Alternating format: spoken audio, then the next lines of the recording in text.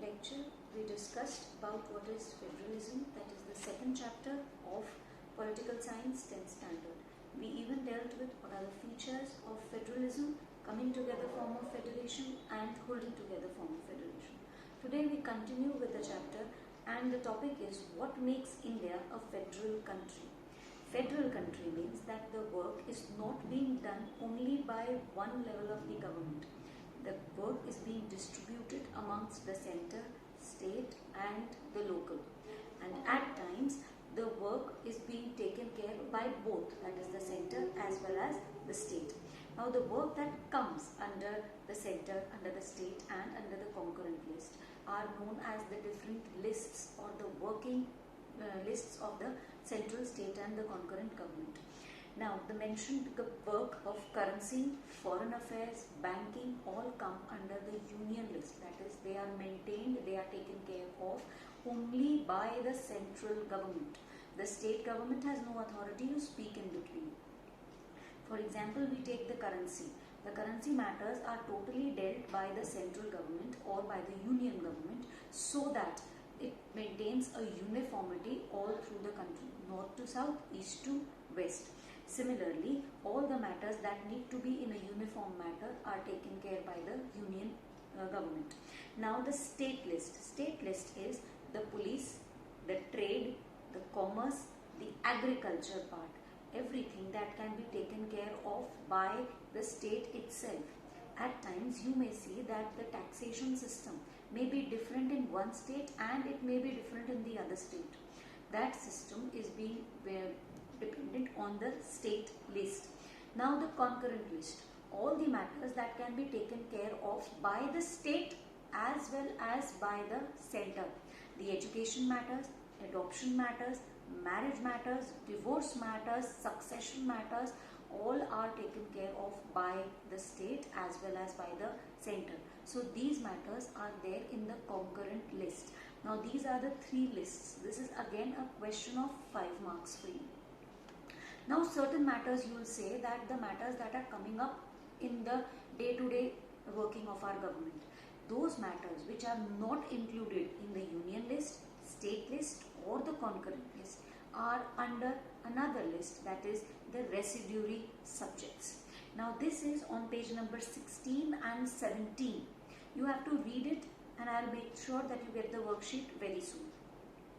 Now there are certain states in our country which have special powers, that is Jammu and Kashmir.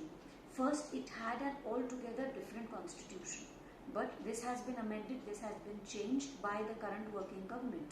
Today the constitution is same for Jammu and Kashmir also, but prior to this Jammu and Kashmir had an altogether different constitution. That is, a person cannot hold a property in Jammu and Kashmir. Even if we are an Indian citizen, we cannot hold a property in Jammu and Kashmir.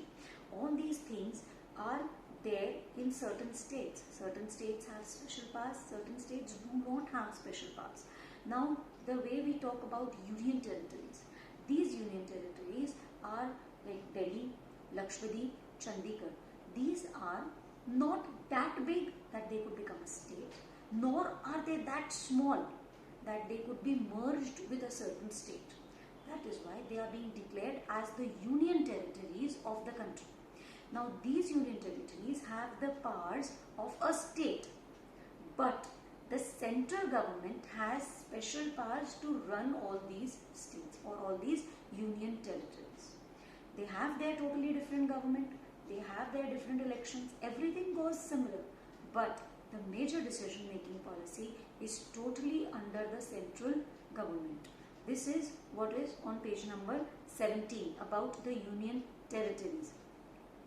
Now you have in this case also power sharing plays an important role. You have already studied in the last chapter power sharing. Power sharing is important because union is taking its own decisions, state is taking its own decisions, but where the concurrent list is concerned, the power sharing matter takes a big role. The parliament cannot change on its own.